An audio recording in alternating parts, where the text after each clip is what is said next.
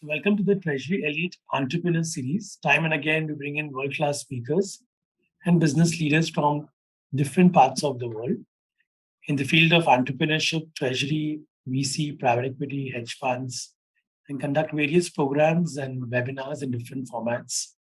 Treasury Elite Entrepreneur Series is one such format where we learn from industry thought leaders about their experiences of running their businesses, opportunities and challenges they encounter, and broad global trends to see for the future.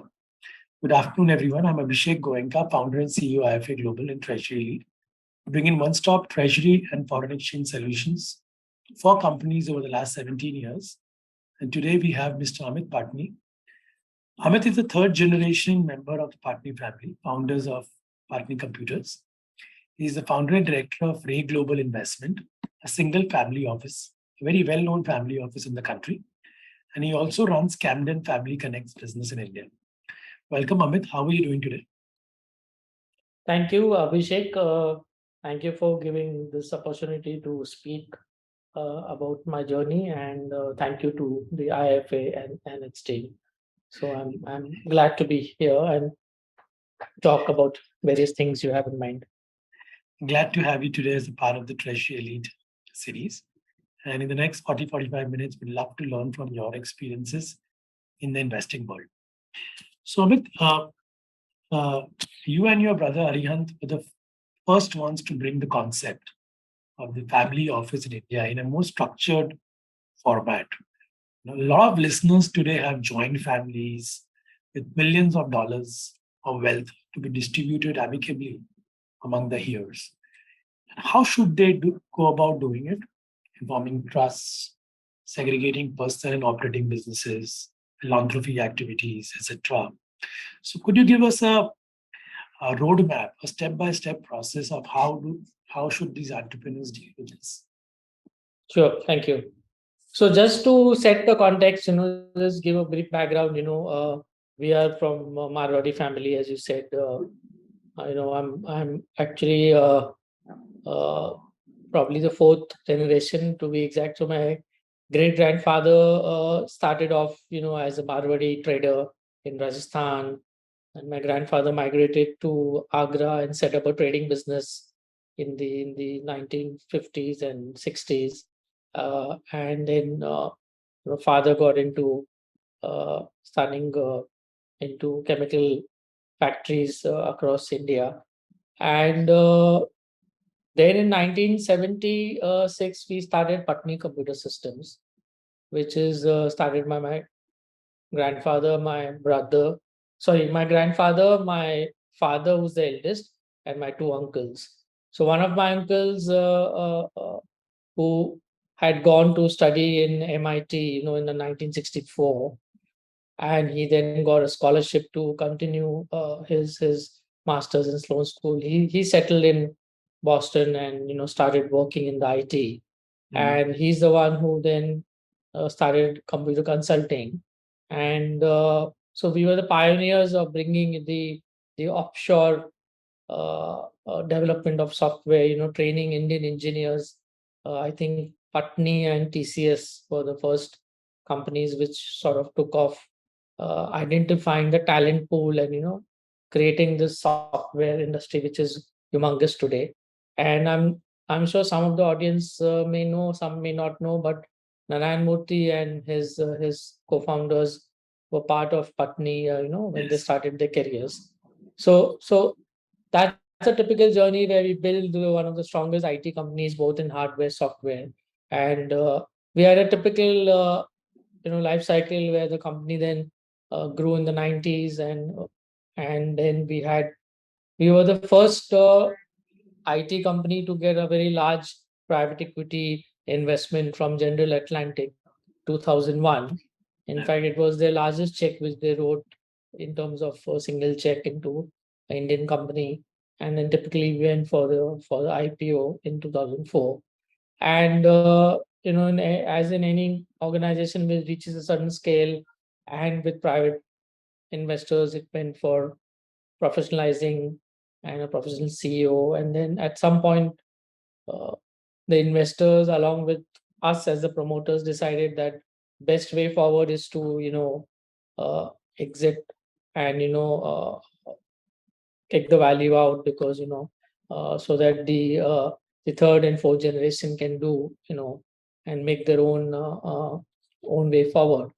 uh, so that sort of journey happened, and in 2011 we had an exit of Patni Computers. uh, but one of the key things is that way back in 2002 was the first idea to set up a family office. So again, we are the pioneers of family office, because my father was prudent and thoughtful that we should segregate the personal wealth and the operating business treasury, and create wealth within the family members. So that's what we did, was we set up a separate team in 2002, which would then manage the personal assets of the various family members, including, the minors and the ladies of the family, everything, because we say everybody should be, having a protection of having some portfolio, of which, if the company goes through a bad turn or there is other economic crisis, everybody has a sort of a nest for themselves. Right. And so that helped us a lot when we had the liquidity event, because in 2011, when suddenly there was a big liquidity event, we had the system and processes in place. And we had the CIO who said, we will do the asset allocation, and uh, all the back office was in place to manage so many members who had got the wealth, because the Patni computer shares were divided amongst all the family members equally. uh, so I think that is a one very key learnings what I have is, and for the audience is, early in your stage where your company is growing, many people would want to go on growing the company, which is good, and they go on plowing the profits into the company. Now I think it is important that you start dividing out uh, from your profits and creating personal portfolios of the family. uh, and of course, nowadays, you are going public, so you are selling some of your shares of the family, which then gets into your nest. So there are various ways where you have to create personal portfolios for the family well in advance. It may be initially small, but the system gets set, and that helps protecting as you grow and your family grows, and the generations grow. And at some point, depending on the corpus, either you have your own family office, a team of professionals who would then take care of managing the asset allocation, and as well as executing the investments in public and private markets, and creating a portfolio which will be a balanced portfolio, which will sort of grow the wealth as well as protect the wealth. uh, and in cases where your corpus is small, there are enough of multifamily offices today. Yeah. Waterfield is one where we are investors, and that is doing a great job. Helping families who feel that they don't want to have their own family office, and but they would like to have investment advice and asset allocation. So I think so again, to sort of summarize, a key step is to know that you have to segregate your corporate treasury and the personal wealth, and there are ways you have to do it, so that it also does not devalue your shareholders value, because uh, many times you have most of the companies have gone public, so you have to protect the value of the larger public who are holding shares. At the same time, make sure that uh, everybody has its own nest for their personal expenses, and for doing, maybe starting new businesses and other things.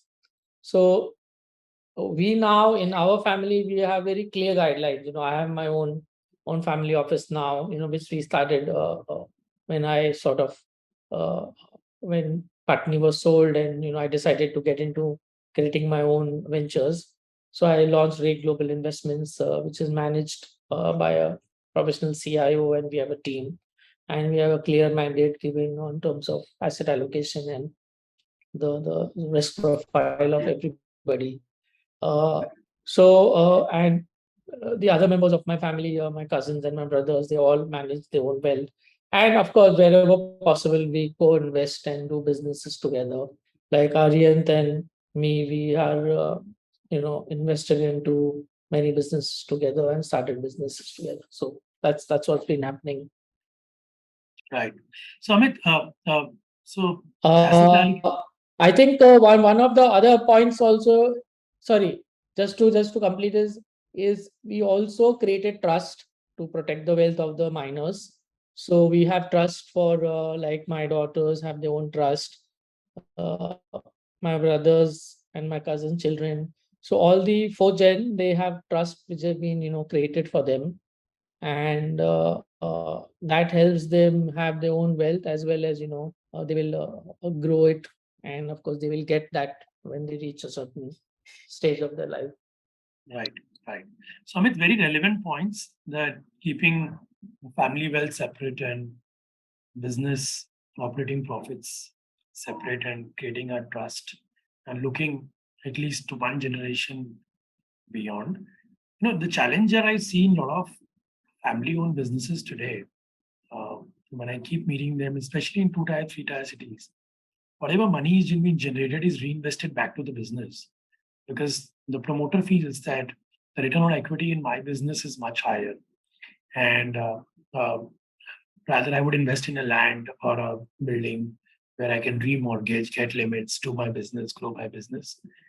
But asset allocation overall, bonds, REITs, equities, alternates, that kind of concept is still very new in India, I would say. Or maybe I would say still in the top tier cities and still not gone to the two-tier, three-tier cities. Now, if you have to give them a message that why it's very important that during the heydays, you need to take out some money from the business and make sure that there is a separate asset allocation. How would you like to give that message to them?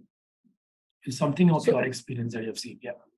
so I think what you said is relevant because some of our Camden members and families I speak to who are from maybe busy running their businesses, and they are slightly smaller compared to others, and they have been plowing back and concentrating on building the business, and everything is again joined, between maybe two brothers, three brothers, cousins.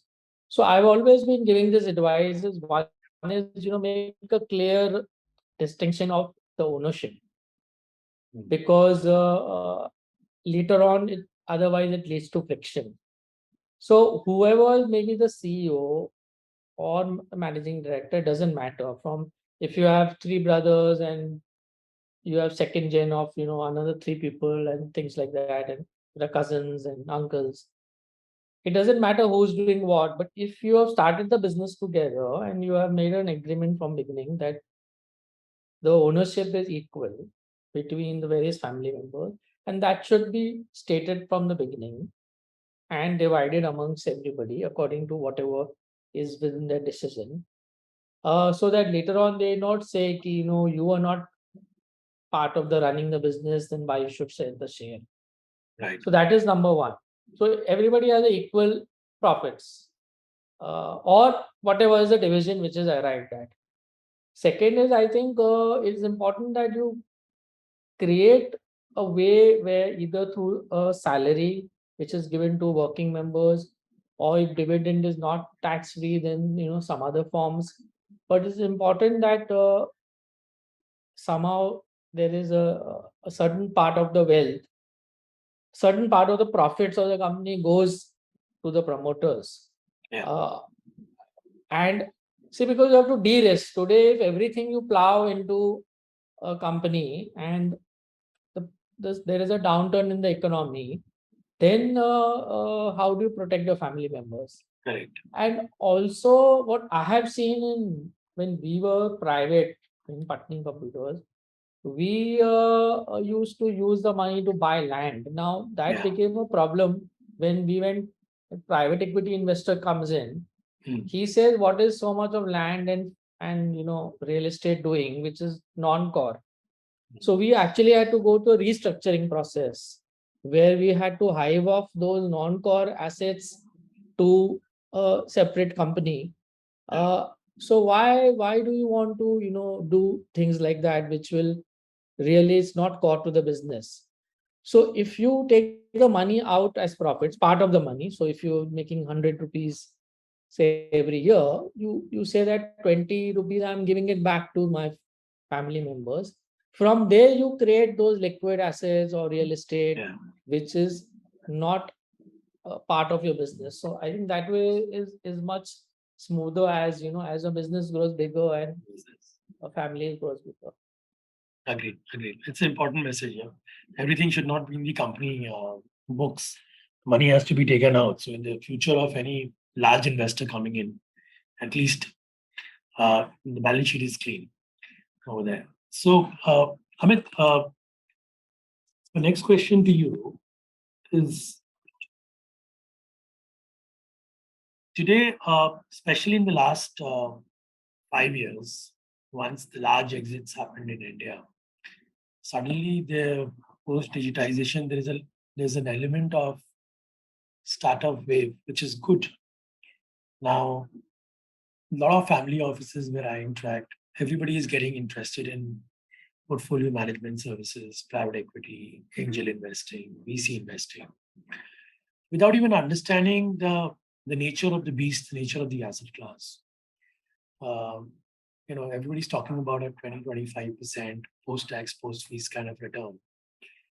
Uh, my question to you is, since you have been investing at least 2 cycles, 3 cycles over the last 10, 12, 15 years, first of all, how should a family office look at these kind of alternates and portfolio management services? Uh, Number one. And number two, what should be an ideal allocation of rupees 100?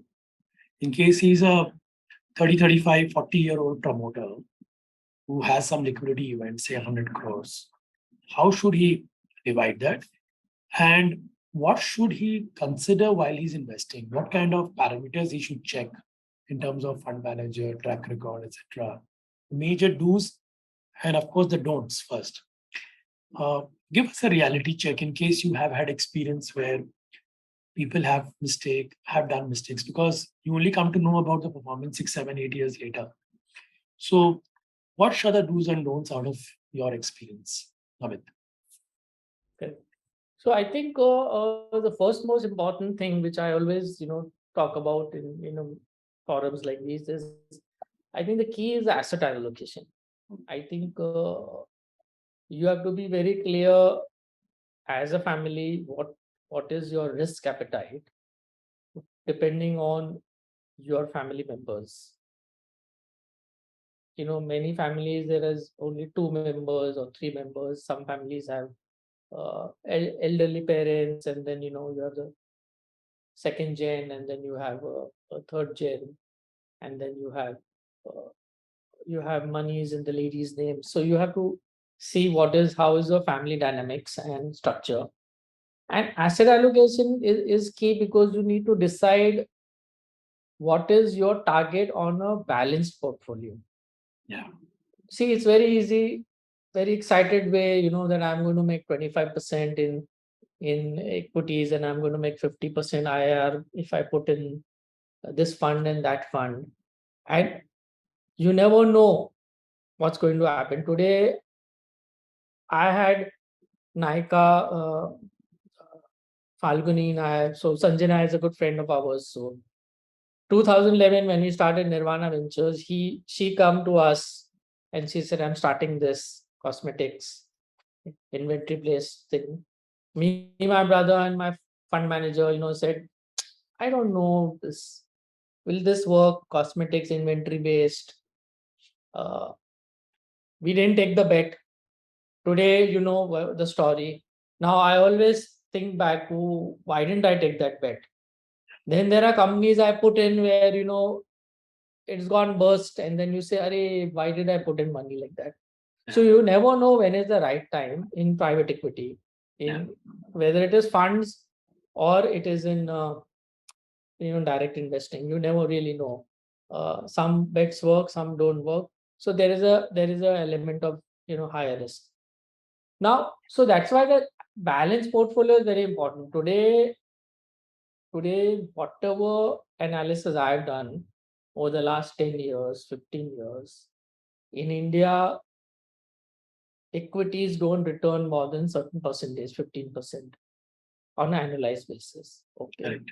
Because some years it is 30%, some years it is minus. Now, last 2 years of COVID were very good years. This year we are negative. So then you have a liquid and debt portfolio which is giving certain return. And then you have a higher alpha products like the AIFs and private equity and uh, you know private deals, which may return depending on which deal you put in. So at the end of the day, you have to be very very focused that on my balanced portfolio, I want to return 10 to 15%, and accordingly you divide up. Because the moment you say I want to earn on 125%, you can lose the entire 100. Because 25% means I have to put in higher risk assets. So, so I think the way the family offices should go about it is create a certain uh, asset allocation where you say that look, with moderate risk, I want a certain percentage, or with most of us are a little bit lower risk also. So moderate or lower risk, I want a certain percentage of annualized return. Then you break up. Then you say that, okay, no, I will put in so much in debt, public markets. Then nowadays you have AIFs and credit funds and others. And of course, you have the again in venture and private equity, you have the fund way, which you lock in Yeah. for 7 8 years and choose the right fund manager, and then you do private deals. So I think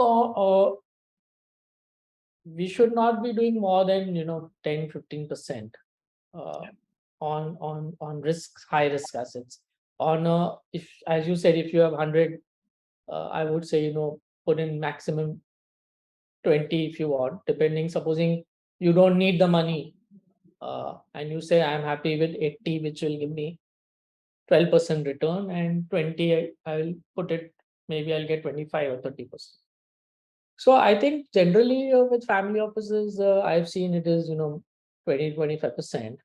Uh, uh, because unlike the US and the other pension funds and the other uh, government funds and the endowments in the US, see there the money is at 0 and 1%, Correct. right? And for them, they invest a large portion in private equity because they will get at the end of the day, even if it is a bad portfolio, they'll get 10 15%. 10 11%. Yeah, yeah. So whereas here, when your public markets also do well, because if you do analysis, many of the funds, private equity funds, are doing not more than a 15% IRR. Yeah, mid cap. They are mid cap. Right. So Yes. they are a mid cap. So why Yeah. would I lock in Exactly. so much of my money in 7 or 8 years where I don't know what's going to happen? Correct. So there is definitely, I know a lot of people want to get into VCs and private deals. Correct. We also do that. But I think you have to be very picky, choosy. You can't just do it because blindly, because you feel you will miss out, fear the FOMOs. So, so again, if you are very clear on your asset allocation and say, okay, मेरे को 20% डालना है, and then you choose the right fund manager, then you choose the right deals where you want to do in private deals. Uh, uh, so I would go about doing that way, and I think on two things. I think there are many ways to evaluate the fund manager, where his past credentials and how is his previous funds done. I would not take risk on a first time fund manager. Correct. So if he's on a second fund or third fund, and his track record is very important.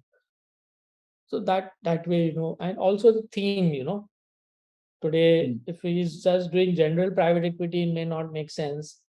He has to have correct conviction that he's picking the right bets, Yeah. which will, sort of return capital as well as profits. Uh, and on private deals again, there's no point doing spray and pray. I know many, when I Yeah. started investing in venture, I also did the same mistake, initially, Right. because I became member of Indian Angels, Mumbai Angels, and I started, putting those 5 lakh checks and 10 lakh check. I don't know where those companies went. So, uh, incidentally, I was part of venture nursery, and we had the ones who spotted Oyo. No. So of course, Oyo is today a unicorn, multiple times. But out of like 10 companies, remaining are gone. So the hit ratio is like 1 to 10. Right. So I think I would not suggest doing spray or pray unless you are really into that, Yeah. where you are taking your personal time to evaluate each company, and you're working with the mentors as a mentor to each promoter. Yeah. So I Yeah. normally invest, if it is not in a fund, I invest in private deals where he's is a certain level where he achieved certain business Yeah. model, and Hmm. I know that he's not going to run out of money, Right. and where there are enough other investors who are there with him. Yeah. That Yeah. is the way I look at it. So, Amit, of course, when we talk about returns, we always talk about risk-adjusted returns, and we have seen that in case of small caps, at times the risk-adjusted return is worse as compared to a mid cap. So in the India case, I think mid caps play well from a risk-adjusted perspective. Now, when we talk about private equity, venture capital, and startups, that's the angel part. From a risk-adjusted return perspective, if you have to divide 20 rupees, how would you divide that? I would say you could put. You're saying out of 100, your 20 is going in this. So 10, I Yeah, would put. Yeah, yeah, in VC. 10 yeah. you would put in VC, VC come private deal, whatever. Yeah, private deal. mix of But both. assuming that private deals, again, as we discussed, that the IRR is not so high, similar to a public market, does private equity really make sense in India? See, again, it depends. One, of course, a private equity fund, when you put in, is that the drawdowns are at a certain stage. So it's not that you're putting in, the entire amount. So you Yeah, have that uh, opportunity to invest somewhere else. yeah, And if you're convinced that yes, we will get a certain IR, then you take the risk. So it yeah, all depends on who the fund is. Uh, right, right. but I know families who sporadically said, okay, I want 20 into 10 VCs. And that doesn't make sense. So you have to Correct, really correct. be opportunistic. Okay, no, we get so many fund managers coming to us with their private equity or venture funds, Yeah, but we are not picking all of them. So we choose, okay, this sounds interesting, I'm convinced that this will do well. So you have to really be a little yeah, bit choosy and yeah, opportunistic. Yeah. yeah, yeah, yeah. So, yeah. So somebody told me that, in India, possibly the private equity funds average is similar to public markets. Startups, if you're putting in money and you don't have the best deal flows, then possibly you may not make that kind of money which has been promised. Even the 25 lakh rupees checks are getting cut left, right, and center because easy to invest, easy to be in flavor. VC makes the maximum sense, but again, it's a 20-80 principle there also. I think only 6, 7, 8 funds would in India would be able to deliver 25% plus higher, at least Correct. pre-tax. Yeah. Yeah, it's very difficult to identify those funds. Of course, track record and all you have to see. So I actually wanted to ask you, I'm just dragging this question a little further, that a quick 2 or 3 checkpoints that one has to make before he decides to put in money into these funds. One is, of course, you mentioned the track record of the fund manager. What will be the 2 or 3, a quick glance, what he can understand? So I think one is, go for the funds which are not investing in more than 8 to 10 companies, Okay. where they are putting larger checks, because now the path is towards growth capital. Hmm. So what happens is, if you have a 100 million fund and you are saying I'm going to invest in 20 companies, you'll get lost. So rather have a 100 million fund and say that I'm going to invest in 8 10 companies. So you will be picking companies which are sort of growth capital. Right. So that is one check which is important. Uh, uh, Second is, of course, the track record of the manager, which Hmm. is his previous track record, and his team which is there. And third is the the strategy or the theme of the fund, because today, there are so much of capital which is getting raised, and everybody is trying to do the same thing, then Yeah. doesn't make sense. Yeah. So you have to see that he should be having a differential product which will, make him uh, uh, get to the next level. Right. Right. Great. Great. So, Amit, well, this is an important question when it comes to India.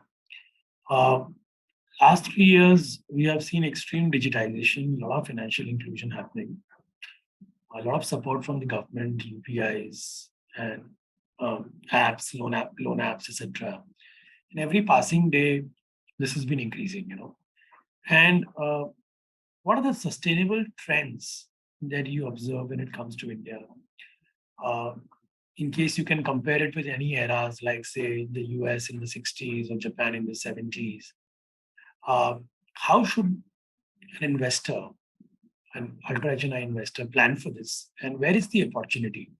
I mean, if there's something that really you have a say that Abhishek, I'm feeling that this is the area that one should be in. What is your feeling?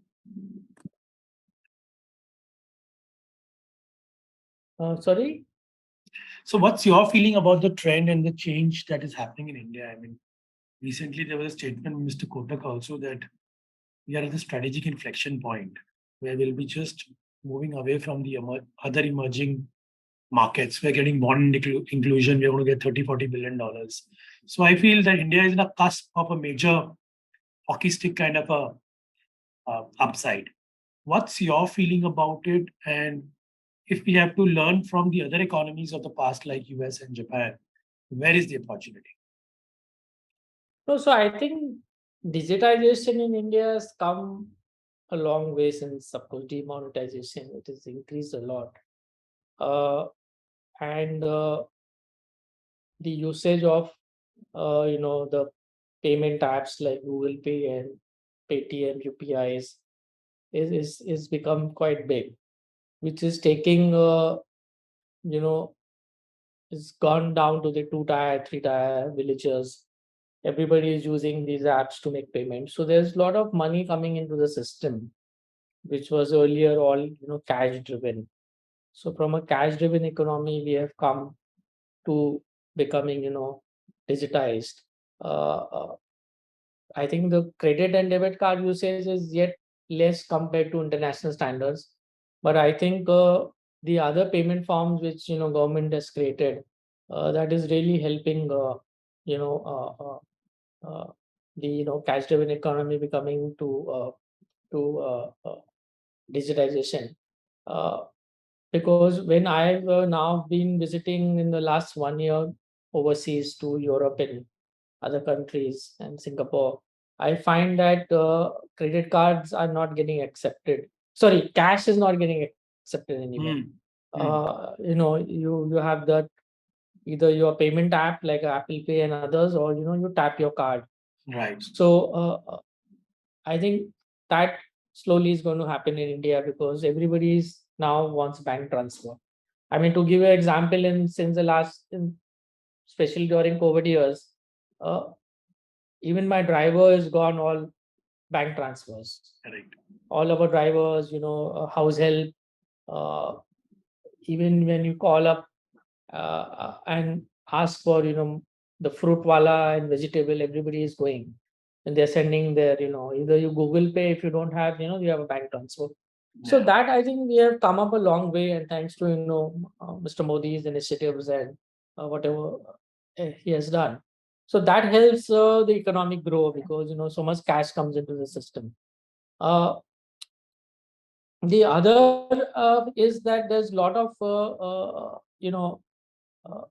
there are a lot of lending apps now which have come up, where banking licenses have been given. So you have digital uh, apps which are telling you how to, you can do your entire mutual fund transaction, Yeah. which happens, your SIPs, everything is going digital, by using different websites and apps. And then you are, of course, having the banking system has gone digital in terms of internet banking and usage of different processes. So there's a lot of, the fintech industry is booming. In fact, I think in last 3 days here in BKC, there's been the global fintech which Yeah. is happening here. And so there's a lot of financial inclusions happening throughout.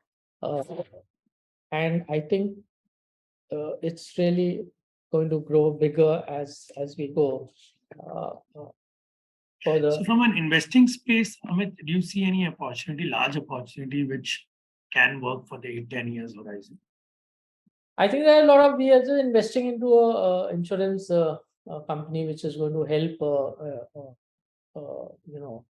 get claims which sometimes get rejected by insurance companies, all through digitization, Hmm. through a strong app. Uh, and So I think there are a lot of opportunities in the fintech space, and it's, again, I would say, is a lot happening. You have to really choose exactly what's the right way to invest, because money has to be made, and there's a lot of regulatory involved. So uh, how the company is going to make money is important. Correct. Uh, uh, so it's a lot of things, but I personally also have to really sometimes get little bit s- you know into this. I drown into so much of content happening in fintech, but there are opportunities, and you have to pick the right Right. company. Right. Right. So Amit, tell us little bit about the Camden family office. I mean, you have been investing on the fee-based advisory firms also. And the first part, what does Camden do? And also, uh, some of the mistakes that you have seen in terms of behavioral bias of investors in the last 12, 15 years. And those mistakes are getting repeated again and again. I'm sure in the future also. So, what's the kind of behavioral bias that you see in investors, and what can we learn from those experiences? So I think, to just quickly talk about, we run two initiatives. One is Camden Family Connect, which is a peer-to-peer networking and knowledge forum. So this is a joint venture with Camden Wealth of UK, and we started this in India in 2016. Camden Wealth has been operating for the last uh, 20-25 years in Europe and in US, and they built a large network of families who are their members. Uh, so Camden is a knowledge forum which talks about what families should do in terms of, in fact, whatever we have spoken today, about how do we set up a family office, what are the conflicts of interest, how do you protect your wealth, trust and estate planning, creating a constitution, then where are the families investing, and and what are the pros and cons. So it's not an advisory platform, it is a pure knowledge platform networking. Right. So in India, in the last 6 years, we have run more than 80 forums, virtually and physically, across India. And we have large family members who are part of the club. Hmm. uh, and we have also, at the same time, in 2013, we invested and did a strategic investment in Waterfield Advisors. Yeah. So Waterfield Advisors is a a pure advisory platform, which is uh, making investment advice and helping families invest and do the asset allocation. What we spoke, Yeah. Yeah. and that is a fee-based model. Yeah. Initially, when we started it, there was apprehensions, that how will that work.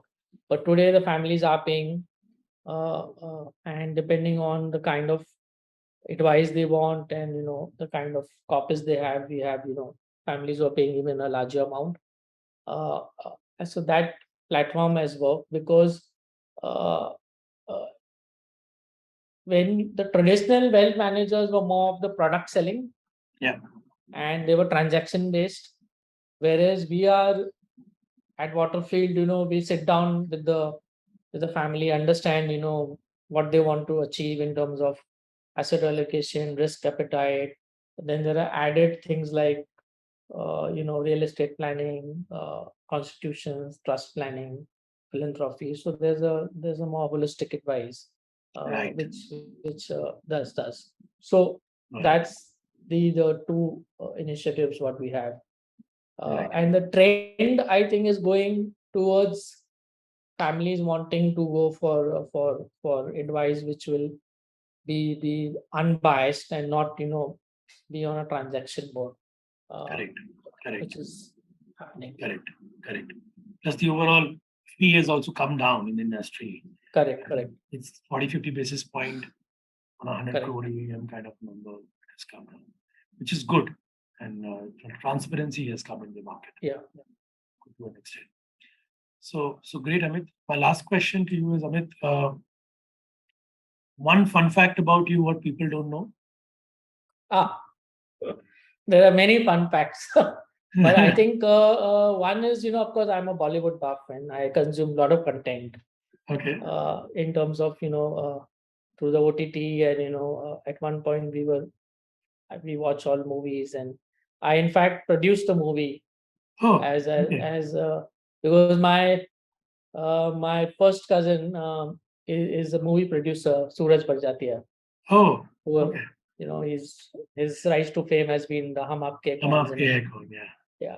So I've grown with him, and the Barjatias are in film industry for last so many decades. So I always had this, I was a movie buff, and I wanted to produce a movie. So I produced a movie 2017. It was with Rahul Bose. It Okay. was actually a, a true story about a 14-year-old tribal girl from Telangana climbing Yeah. the Mount Everest, so called Purna. And the other fun fact is, in the last couple of years, I've got into acrylic painting. Okay. So as a passion, I paint uh, with actually color paints.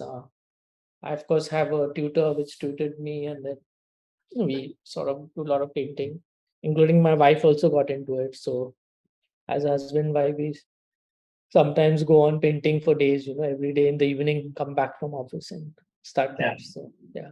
Yeah. Excellent. Excellent. Excellent.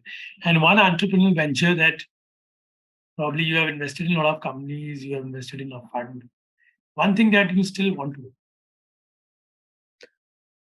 I think I would definitely want to be part of a company and play a more large operating role, and then take it up and make it a unicorn. Uh, Mhm. Something which we sort of wanted. We have done that in the past, when we used to run Patni, but then we got more into passive investing. Yeah. So I feel there's no time. Even if you grow older, I'm sure there'll be opportunity where I can get my hands dirty, and make a unicorn. Lovely. Lovely. Great, Amit. Thank you so much of your time.